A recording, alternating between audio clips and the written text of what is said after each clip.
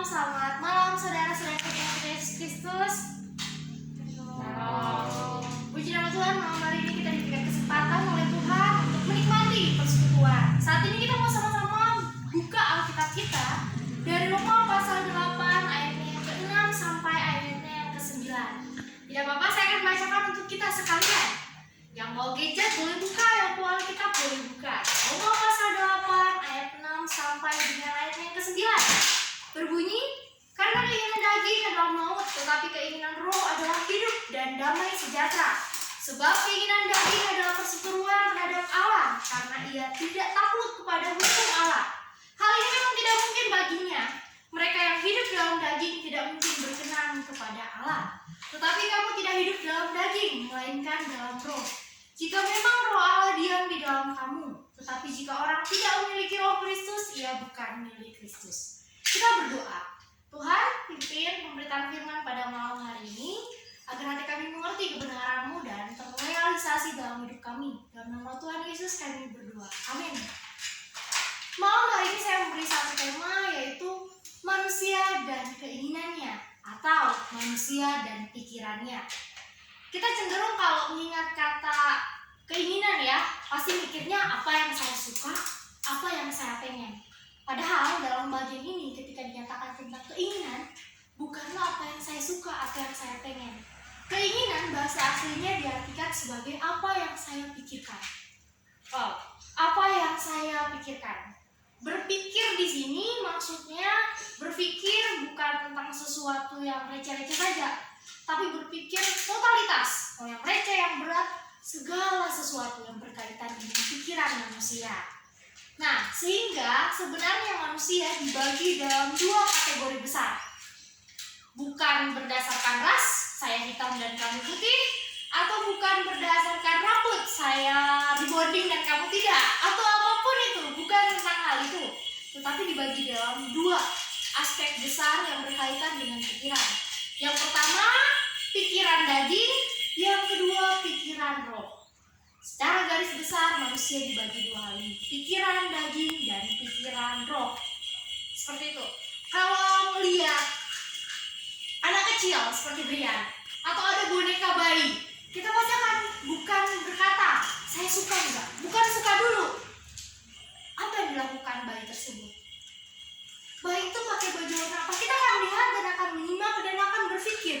Bukan ketika lihat sesuatu, saya suka tidak suka, bukan berkaitan dengan itu, tapi apa yang kita pikirkan. Nah, oleh karena itu kita mau masuk saja langsung ke dalam dua bagian besar ini.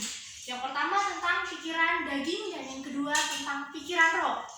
Tapi sebelum itu saya punya satu pertanyaan, kenapa pikiran bukan yang lainnya? Karena pikiran berkaitan dengan dasar hidup manusia. Ketika manusia bertobat, bukan perasaannya yang berubah, tapi pertobatan itu perubahan arah. Yang dulunya hadap sana, sekarang hadap sini. Perubahan pola pikir. Yang pola pikir dulu kita seperti ini, diubahkan Tuhan menjadi seperti ini. Oleh karena itu dalam firman Tuhan menyatakan, berubahlah oleh pembaharuan akal budimu, bukan pembaharuan perasaanmu. Karena ini erat kaitannya dengan pikiran. Nah, masuk yang pertama, pikiran daging.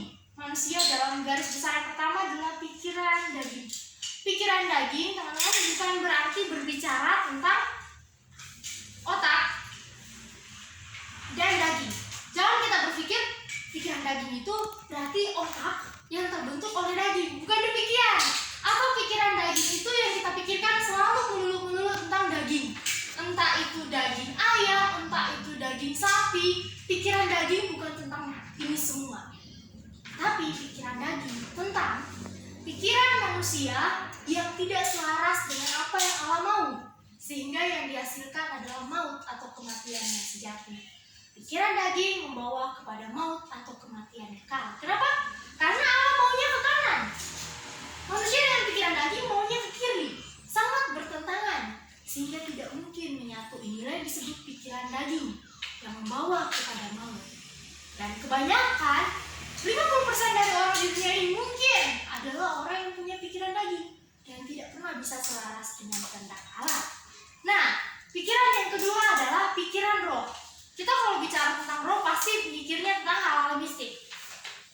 Pikiran roh bukan berarti kita pikir tentang kuntilanak, tentang pocong, atau tentang berbagai jenis setan, atau tentang dunia persetanan dan perroh-rohan gitu. Pikiran roh bukan tentang itu. Pikiran roh adalah tentang kehidupan. Kenapa tentang kehidupan?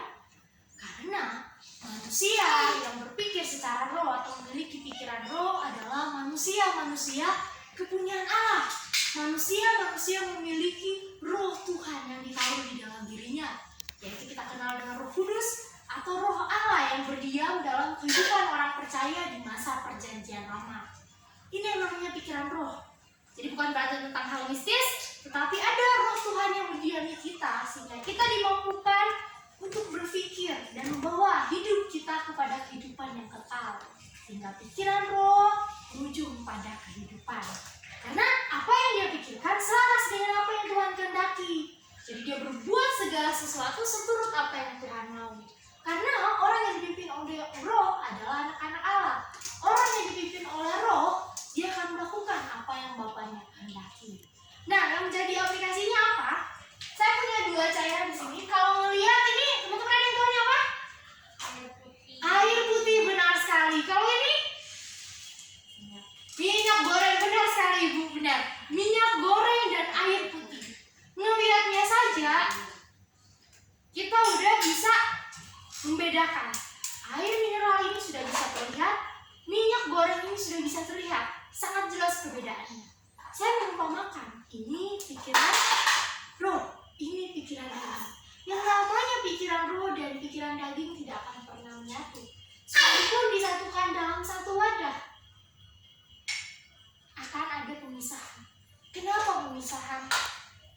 Daging dan roh tidak akan pernah menyatu. Roh adalah kepunyaan Allah, sedangkan daging bukan. Sehingga walaupun mereka hidup di satu dunia yang sama, di bumi kita yang tercinta ini, kita anak-anak terang dan anak-anak gelap tidak akan pernah bersatu. Oleh karena itu, yang menjadi satu kewaspadaan dalam hidup kita. Siapakah kita sebenarnya? Apakah kita anak-anak roh atau anak-anak daging? Ini boleh menjadi perenungan buat kita. Jawabannya ada di dalam hati saudara-saudara sendiri. Saudara-saudara sendiri lebih mengenal diri saudara-saudari. Tapi ciri-cirinya yang pertama, yang paling gampang, orang yang menjadi manusia rohani atau roh, pikirannya pasti dipenuhi damai sejahtera. Dia berjalan dengan damai, dia melakukan aktivitasnya dengan damai, bahkan dia membawa dampak damai sejahtera bagi orang lain lewat perkataan ataupun lewat perbuatannya, dan berdampak pada hidup yang kekal. Dan sudah pasti dia adalah anak-anak Tuhan, anak-anak Tuhan yang sejati. Sedangkan pikiran daging, manusia yang berada dalam pikiran daging, mereka adalah orang-orang yang tidak menerima Yesus Kristus sebagai Tuhan dan Juru Selamat. Kenapa? Karena roh Allah tidak ada di dalam orang tersebut. Biarlah ini menjadi satu kekuatan yang meneguhkan hidup jemaat sekalian. Tuhan Yesus memberkati. Kita berdoa. Tuhan, yang bersyukur untuk firman-Mu, biarlah Tuhan pimpin hidup kami agar kami jadi anak-anak yang hidup di dalam pikiran roh. Dalam nama Tuhan Yesus kami berdoa. Amin.